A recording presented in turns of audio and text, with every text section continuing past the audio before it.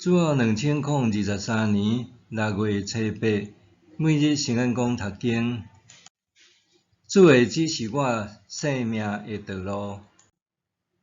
圣经咱做来听读，诗篇16篇。上帝啊，求你保护我，因为你是我的避难所。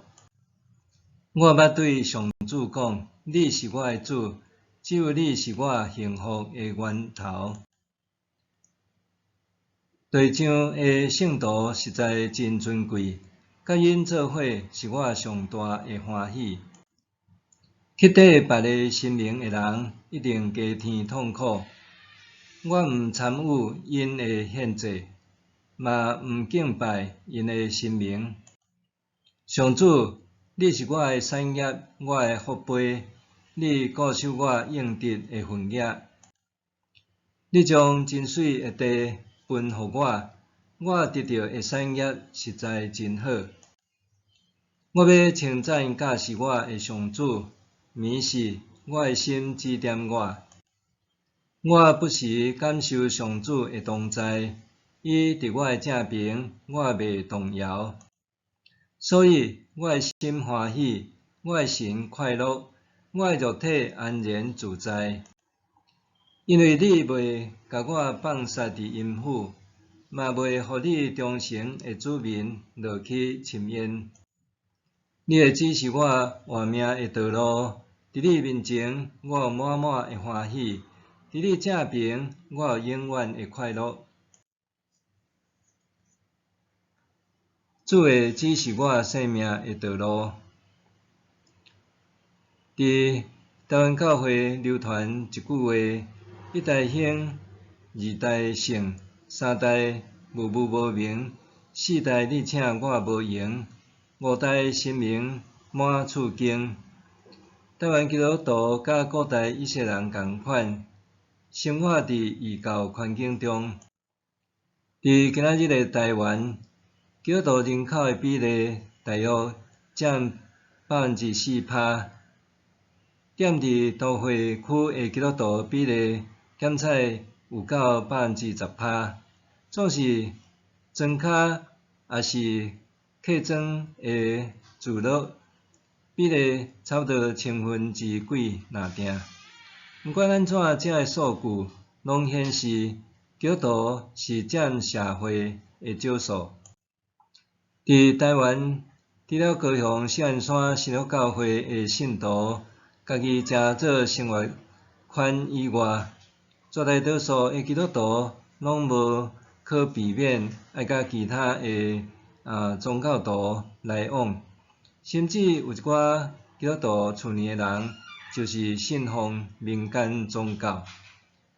咱伫多元宗教社会，教会也无可能禁止信徒甲其他宗教的人来往、交往，还是结婚。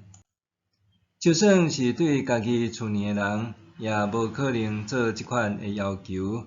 若真正有父母要求子女袂当甲无共信仰的人交往，虽然有一寡囡仔检采会听话，毋过多数应该会爆发家庭革命。囡仔通选择出去，甲因所爱的人建立新的家庭，就无甲父母搁再有联络。伫这个自由民主的时代，人对信仰也讲究个人自由，甚至要军队主也拢得爱尊重个人的意愿。以往基督徒家庭的大家长，主日拢会带全家做伙到教会做礼拜。即种的情况已经袂当搁看到。当一个教会敢若会当摕基础提供适合囡仔的亲子礼拜，互青少年敬拜俄勒为主的华语礼拜，以及互长辈参加传统的母语礼拜。也有信徒各处所需，一个人伫无共款的教会去遐聚会，咱定定会当看到的情形是，有人家己认为是基督徒的身份，毋过对参与教会服侍敬而远之。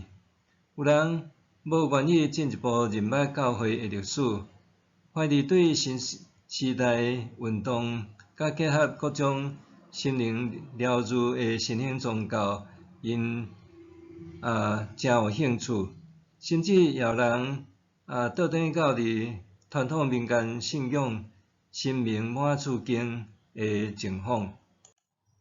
面对时代变迁，咱也袂当用过去迄种士大人的权威要求做晚辈，一定要用基督是我家之主。咱应该学习用平等的角度、开放的心胸，甲厝里的人分享家己信仰的历程。咱若要对民间宗教改信基督有即种的经验，搁较需要甲还无信主的厝里的人分享即份信仰的珍贵。搁较重要的是，咱要清楚了解这信仰对家己的意义。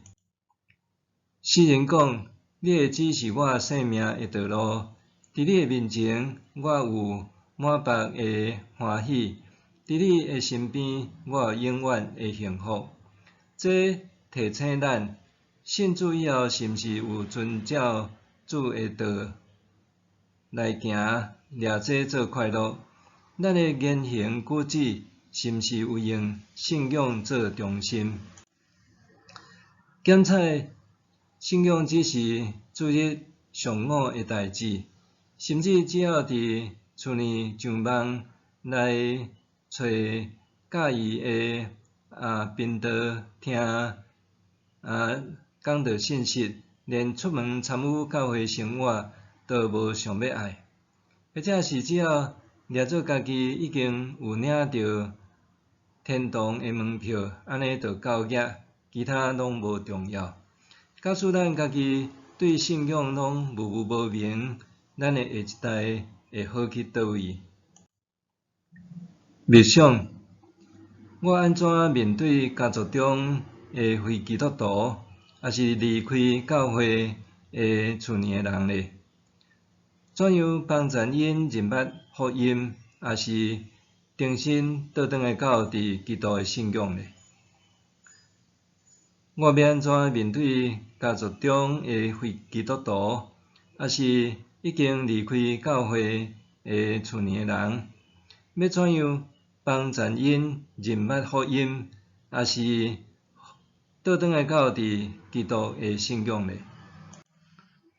做伙来祈祷，主上帝，求你互我深刻体认信仰的价值，也当用各种有效的方式，甲遐还无认捌你厝里的人分享。